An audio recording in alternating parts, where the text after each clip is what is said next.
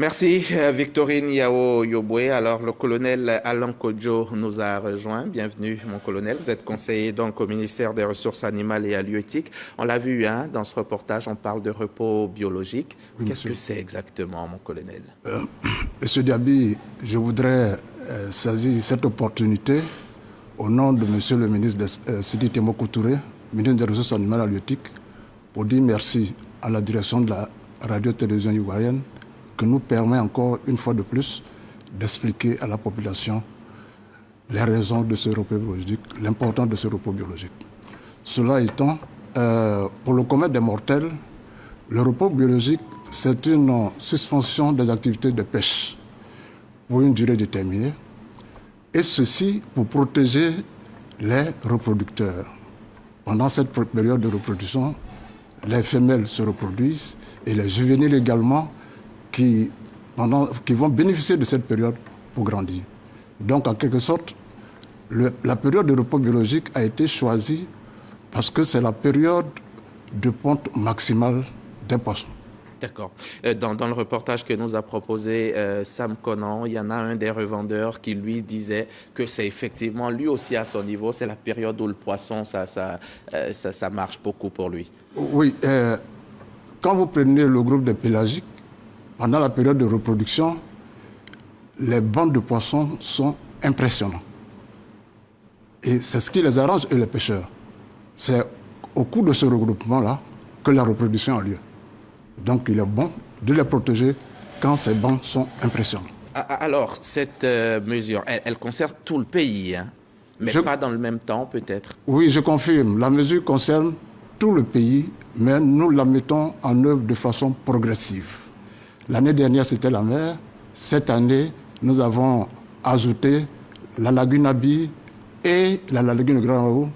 Et nous allons également, à partir de septembre, prendre en compte les lacs de Kosso et de Bio.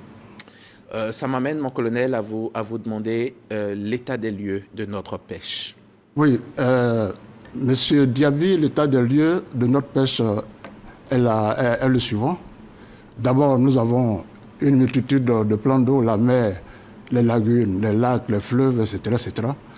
Et grosso modo, ça couvre une superficie de 206 000 km². Et nous avons 40 000 pêcheurs et nous avons également des marailleurs qui sont autour de 70 000. Et au niveau de la production fluctue entre 70 000 et 100 000 tonnes annuellement. Mais cette production a une tendance baissière depuis quelques années. Pour preuve, de 2016 à 2020, nous sommes passés de 104 000 tonnes à 61 000 tonnes. Ça fait une baisse de près de 34% globalement. Et encore, cet état de lieu, si nous voulons aller plus loin, c'est que ces débarquements de poissons issus de nos eaux ne couvrent que 18% de nos besoins. C'est déjà pas suffisant et quand ça baisse encore, ça devient dramatique. Oui, ça devient dramatique, ça expose les communautés à des situations de vulnérabilité. C'est pourquoi nous agissons. D'accord. D'où cette période donc de repos biologique. Donc, est-ce que le repos biologique que vous imposez là aux pêcheurs, est-ce que ça intervient seulement quand le stock va mal? Est-ce que c'est parce que vous avez fait ce constat-là que vous l'avez fait? Si tout de suite ça commence à remonter, ça s'arrête ou alors de façon pérenne, ça va être quelque chose d'assez régulier maintenant? En matière de gestion de pêche, nous avons deux options. Nous pouvons réagir ou prévenir. Donc les deux peuvent aller à la fois. Donc, dans une période normative, il faut intégrer le repos biologique dans le processus de gestion pour que tout le monde s'y habitue. Et donc, nous, notre pays, malheureusement, depuis l'indépendance, n'avait pas initié, disons, une mesure aussi importante comme le repos biologique. C'est pourquoi les ressources ont commencé à diminuer, en plus des impacts des pollutions. C'est ce qui nous amène à prendre ces mesures. Ça va durer combien de temps? J'entends 1 mois pour certains endroits, 2 mois pour d'autres. Pour la zone maritime, c'est 1 mois pour la pêche artisanale, du 1er juillet au 31 juillet. Surtout, toujours dans la zone maritime, pour la pêche semi-industrielle et industrielle, c'est aussi du 1er juillet au 31 août. Mais dans ce segment-là, la pêche semi-industrielle est épargnée parce qu'elle ne pêche que le thon. Le thon n'est pas concerné. Pour ce qui concerne les lagunes, nous avons du 1er juillet au 31 août pour les 2 lagunes, mais avec une spécificité pour Adiaké, où nous avons un engin qu'on appelle, qui est un filet aller à bord, qui va être suivi, disons, dans l'interdiction, va continuer jusqu'au 31 octobre. On appelle ça le filet Ali localement. Et quand nous allons prendre le cas des lacs de Kossou et de Bio, c'est du 1er septembre au 31 octobre. Parce que les périodes de reproduction ne sont pas pareilles. En milieu continental, c'est à la faveur de l'étalement des eaux que les poissons sortent pour aller se réfugier dans les herbiers et se reproduire. D'accord. Le tilapia, on n'en trouve plus beaucoup, hein. Et en plus, c'est cher. Et dites-nous, mon colonel, quel est le type de poisson le plus consommé en Côte d'Ivoire? Et quel est celui-là, ce poisson-là qui nous manque? Bon, Monsieur Dabi, il faut que nous profitions de cette tribune pour, disons, éclairer la lanterne des uns des autres. C'est vrai, le tilapia, on le trouve le plus cher, mais il faut que je vous réponde. C'est que le tilapia, nous sommes dépendants de l'extérieur. Nous importons autour de 45 000 tonnes annuellement. Et c'est la Chine qui est notre principal fournisseur. Il s'est trouvé qu'entre janvier et mars, nous avons une période de ralentissement des activités au niveau de la Chine à cause du nouvel an chinois.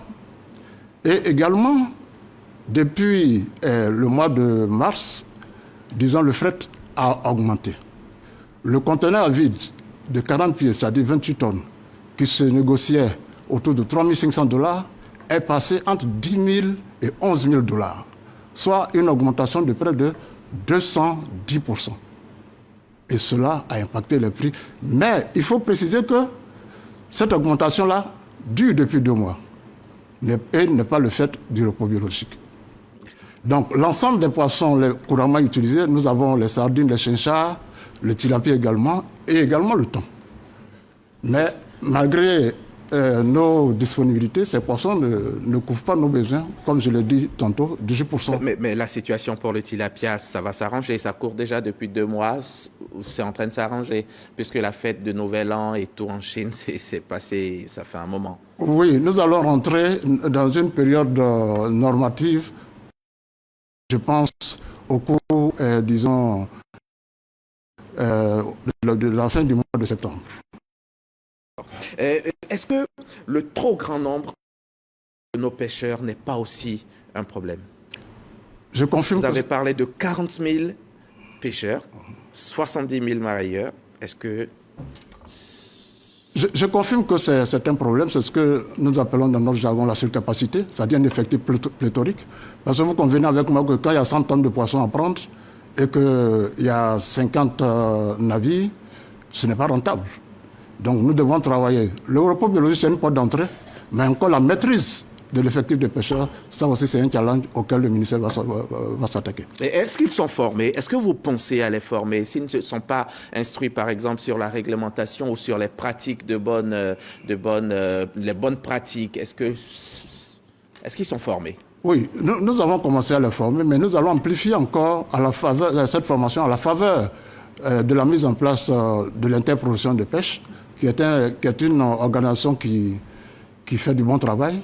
Et nous allons passer par cette structure pour amplifier les formations sur les bonnes pratiques de pêche et sur également, disons, au niveau de leur organisation. Et surtout, comment ils pourraient vivre pendant la période de fermeture saisonnière? Oui, je pense... Qu'est-ce qui est prévu? Oui, pour la fermeture saisonnière, l'année dernière, nous n'avons pas prévu de mesures spécifiques, mais cette année, nous sommes en train de travailler sur un mécanisme de fonctionnement d'un fonds qui, au fur et à mesure, sera mis en place. Mais dans tous les cas, même si ce mécanisme existe, tout le monde ne sera pas pris en compte. Il faudrait que pour le secteur post-capture... Parce que vous avez des critères, vous avez qui sont définis pour déterminer qui peut en bénéficier. Le fonds dont vous parlez, ce n'est pas un fonds revolving? Je confirme que c'est un fonds revolving et je confirme également que le groupe le plus impacté, c'est bien les pêcheurs. C'est bien les pêcheurs. Donc, nous sommes en train de réfléchir sur les mécanismes. Et les plus petits d'entre eux, ceux qui ne sont pas les semis, pas les plus grands, eux, là, c'est eux que vous allez peut-être prendre en compte dans... Oui, mais le fonds revolving, il faut dire que pour y accéder, il faut demander. Bien sûr. Pour les nantis ne vont pas en demander. Mais ceux qui ne sont pas nantis, ils vont en demander. Et quand l'activité va reprendre, les gens vont rembourser. Est-ce que c'est durable, justement? Oui. Pour rendre ce fonds durable, nous avons opté pour renforcer les activités alternatives à la pêche en les formant.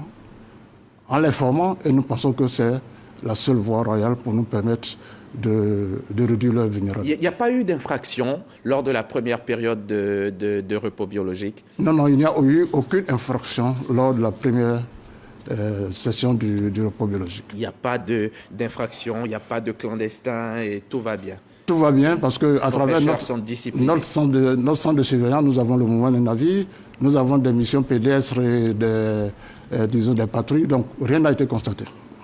Mais c'est quoi le bilan, mon colonel, de cette première période-là? J'ai appris que les résultats que vous avez obtenus sont assez maigres. Oui, je vais vous donner les données qui sont à ma disposition. Oui, allez-y. Pour le bilan de la première édition, d'abord au niveau de la pêche industrielle, quand on prend le segment des chaluts, les chalutiers avaient peiné pour faire trois marées. La marée s'est sortie et rentrée.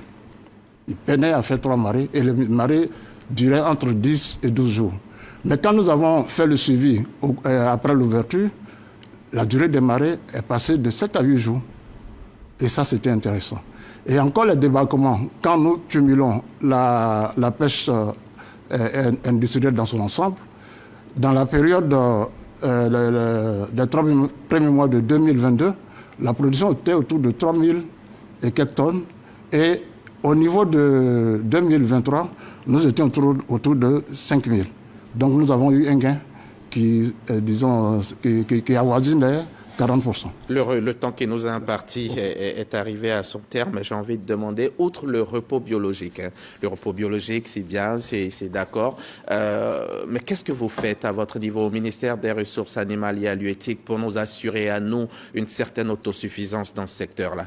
Oui, je suis d'accord avec vous qu'il faut explorer d'autres voies. Mettre en place d'autres stratégies. C'est pourquoi, Monsieur le ministre, depuis son arrivée, a fait adopter ce que nous appelons la politique nationale de développement de l'élevage, de la pêche et de l'aquaculture, qui dispose d'une stratégie de pêche qui permet d'abord, à travers les mesures que nous sommes en train de prendre, de relever le niveau de la production autour de 150 000 tonnes, mais également par l'aquaculture, c'est-à-dire l'élevage de poissons, qui également devait contribuer à la même hauteur. C'est-à-dire, en termes de disponibilité, jusqu'avant 2030, nous comptons porter la production globale autour de 280 000 tonnes. D'accord. Et cela va nous permettre de couvrir 42% des besoins contre 18%. Oui, c'est-à-dire, malgré tout ce qu'on fait, toute cette reconstitution du poisson, il ne va presque pas suffire pour nous. On sera toujours appelé à en importer. Je confirme parce que la population croît, alors que les plans d'eau ne croissent pas. C'est ça. Et donc, il faut opter pour cette aquaculture. Et je vous informe également qu'au niveau mondial aujourd'hui, l'aquaculture, la production de l'aquaculture représente 51% de la production mondiale, alors qu'en 1950, nous étions à peine à 10%.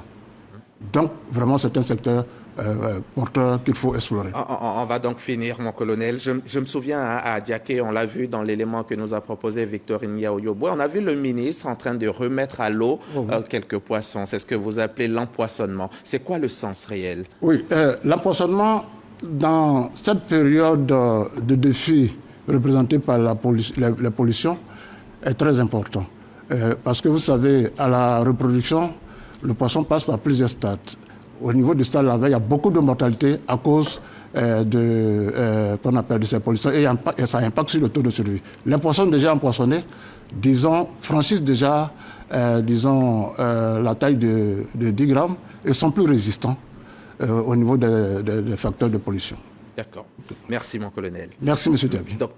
Colonel Alain Kouadio, ce repos biologique donc a pour bénéfice la reconstitution des stocks de poissons, l'amélioration des revenus des acteurs de la pêche et la préservation des emplois du secteur de la pêche. Je sais qu'il y a un partenariat qui est signé avec le Ghana qui, lui, connaît le repos biologique depuis 2016 quand même, près d'une dizaine d'années. Et cette fermeture doit s'étendre aux pays membres du comité des pêches pour le centre-ouest du golfe de Guinée très prochainement. Merci, mon colonel. Merci, monsieur Diaby. Merci beaucoup.